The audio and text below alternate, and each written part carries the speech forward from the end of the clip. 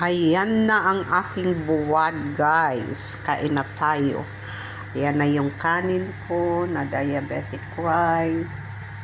Ayan yung kangkong ko. Ayan na yung buwad ko na may kamatis.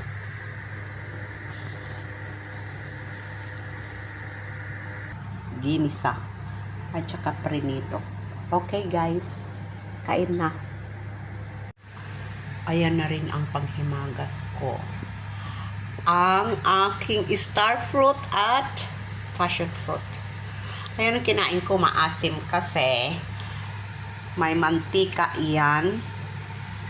At saka ayan. Okay, guys. Kain na tayo. Mukbangan na. Okay na. Di ba hindi makita ang buhok? Di ba hindi makita ang ulo ko? Basta makita ang aking buwad, ang aking tangkong, ang aking panghimagas na puro maasim, ang aking tuyo.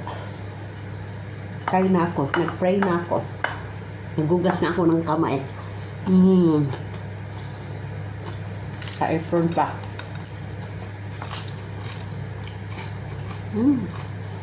Nakarong-karong.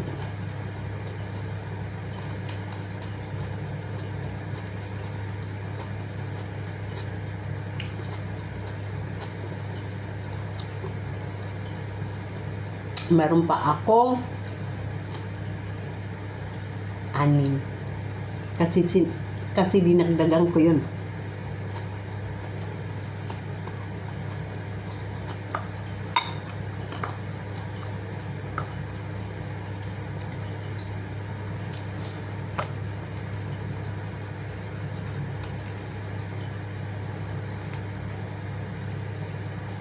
Dito ang tawag nito ikan asin. Ang ikan asin dito, ang mga tuyo dito, nakakatakot kasi ang lalaki ng iba.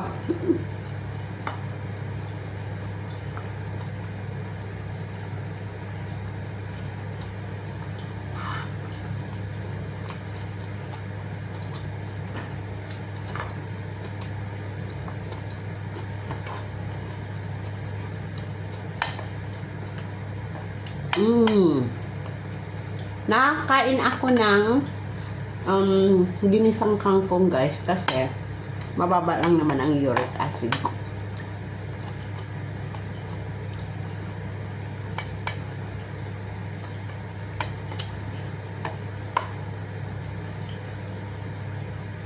Ang asawa ko hindi nakakain nito, pero gusto niya kumain. Siya nakakain kasi pagka kumain siya, namaga kaagad yung gout niya.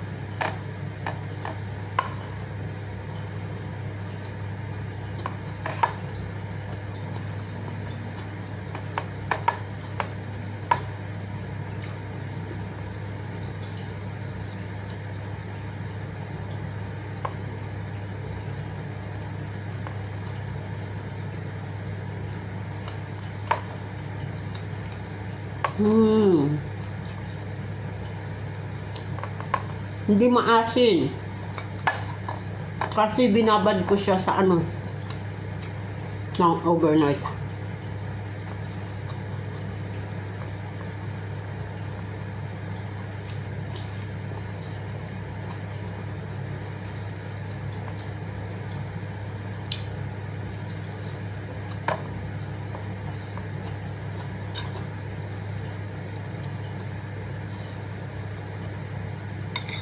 Busin kong kangkong.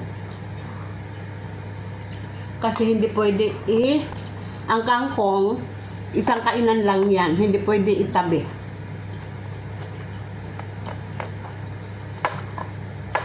At saka iinitin. Hindi pwede initin.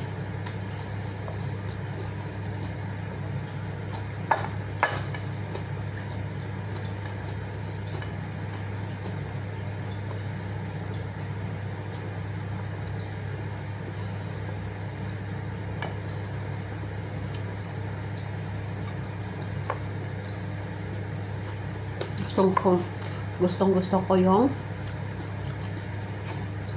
kamatis. Andito pa ang ulo ng aking buwad.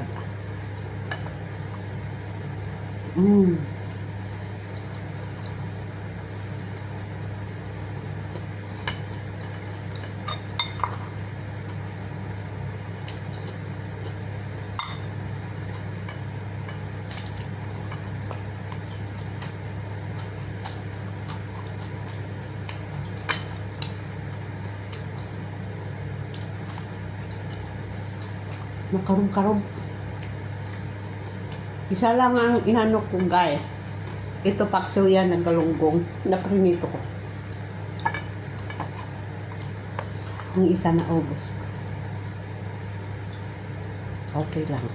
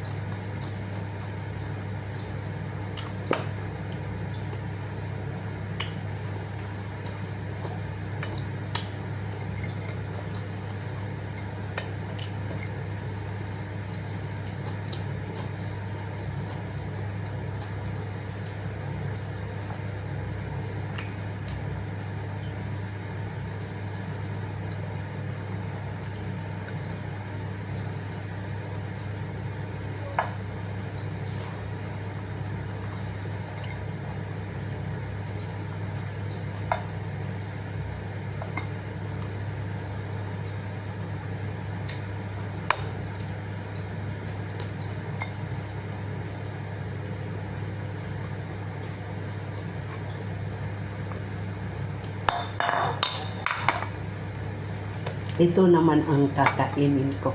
Das muna ako ng kamay. Kain tayong balimbing.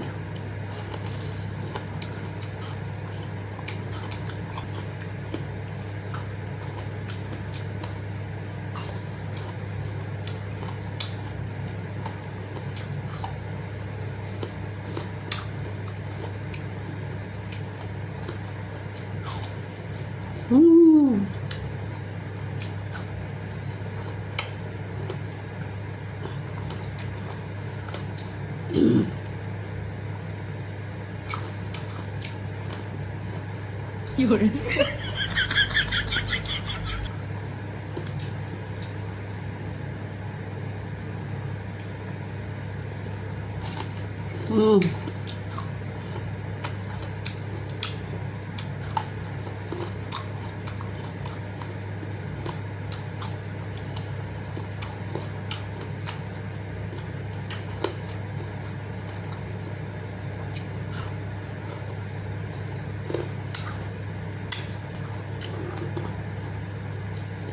Ganon yan, guys.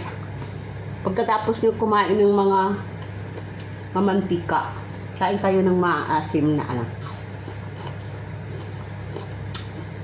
prutas. Huwag lang ang vinegar. Hindi naman pala prutas ang vinegar.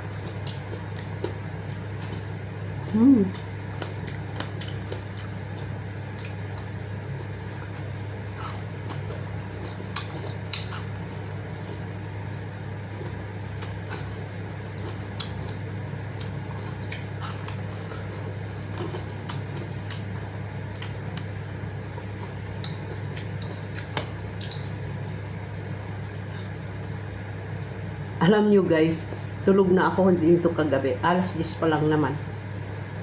Di ba kasi, kailangan ko di naman kailangan.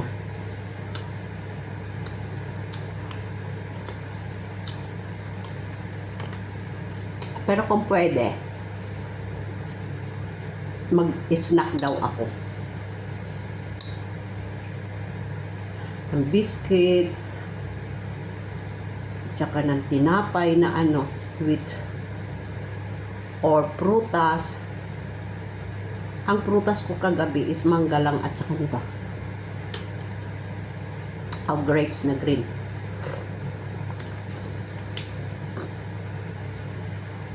Bumangon ako at kumain na. Nakatulog ulit ako. Basta kakain lang kayo, ng maigi para hindi kayo sumakit ang tiyan. Pagka after ng meal naman, na kumain ng maasim, okay lang.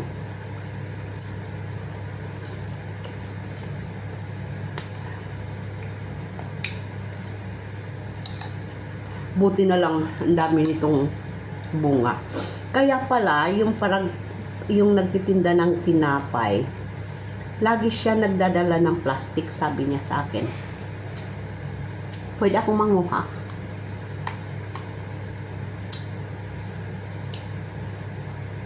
Sabi ko, sige lang.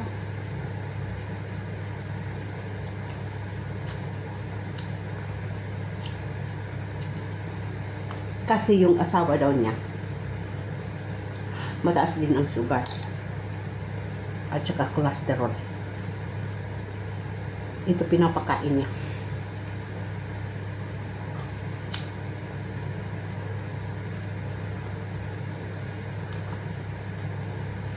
Nangunguha palagi siya. Pagka nakikita niya yung may ganito niya. Actually, hindi pa ito pwede. Kasi hindi pa ito yellow na yellow. Kaya lang, pagka yung yellow na siya, magiging matamis na. So, pwede pa naman yun sa akin. Kaya lang, matamis na siya. While this one is still sour.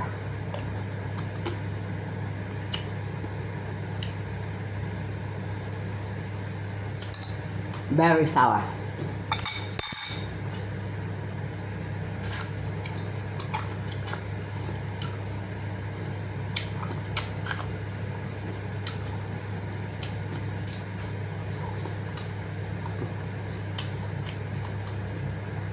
Thank you guys. Bye.